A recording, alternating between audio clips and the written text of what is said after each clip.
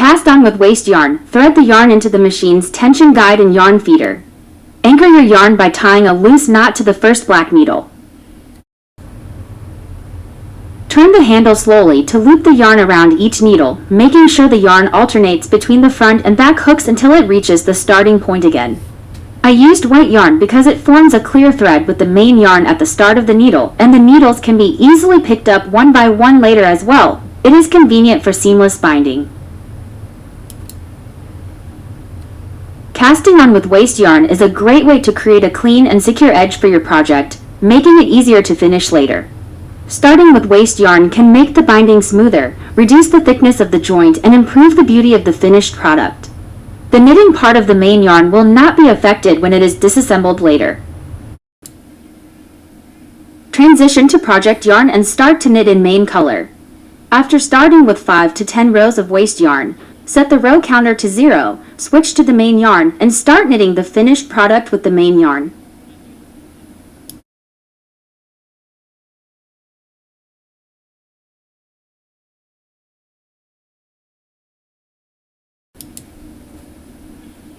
Back to waste yarn and casting off. Cast off with waste yarn. Be careful not to tie it with the main yarn. It will be more convenient to remove the waste yarns after project completed. Turn the crank slowly to release the stitches from the needles. The waste yarn section will hold the live stitches safely together. Gently pull the fabric off the machine, making sure no stitches are dropped.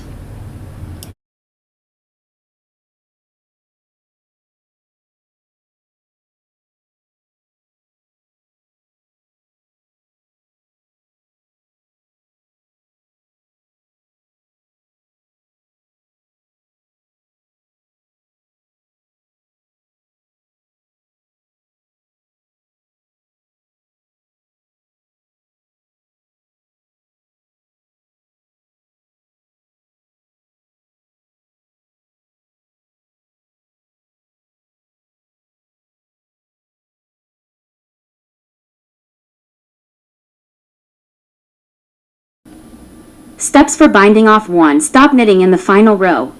When you've reached the desired length of your project, stop cranking the machine. 2. Cut the yarn. Cut the working yarn, leaving a long tail about 12 to 18 inches for binding off. 3. Secure the stitches. Using the yarn needle, begin removing stitches one by one from the machine's hooks. Do this by threading the yarn through each stitch as you lift it off the hooks. Ensure you go in order, following the circular path of the hooks to avoid tangles. 4. Tighten the edge. After all stitches are secured on the yarn, gently pull the tail. To tighten the edge for a gathered look.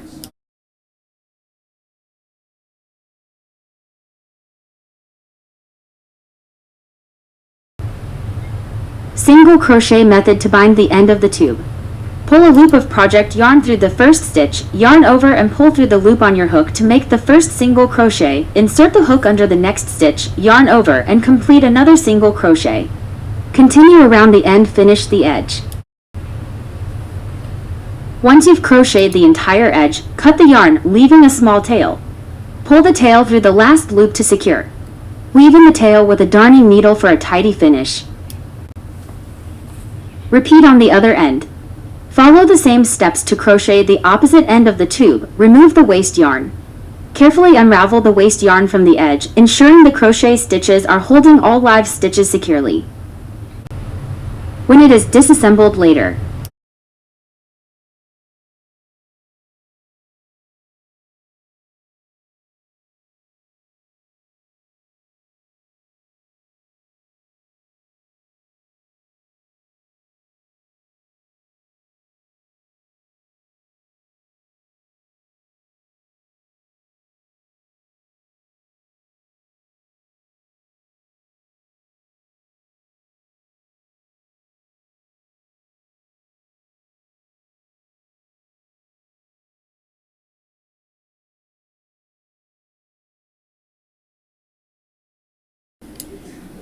mattress stitch seamless join. Flatten the tube so that the edges you want to seam are aligned. Pass tapestry needle from under the first bar. Insert the tapestry needle from top, under to bars and out the top. Insert the tapestry needle on the other piece from the top, under to bars and back out the top. Insert the tapestry needle from the top into the same hole that seaming yarn came out of. Go under to bars and back out the top. Continue to insert the tapestry needle into the same hole on the opposite piece that you came out of.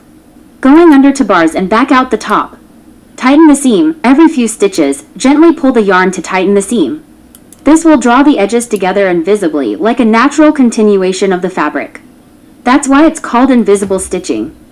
Finish the seam. Once you've reached the end of the seam, secure the yarn by weaving it into the fabric on the wrong side. Trim any excess yarn.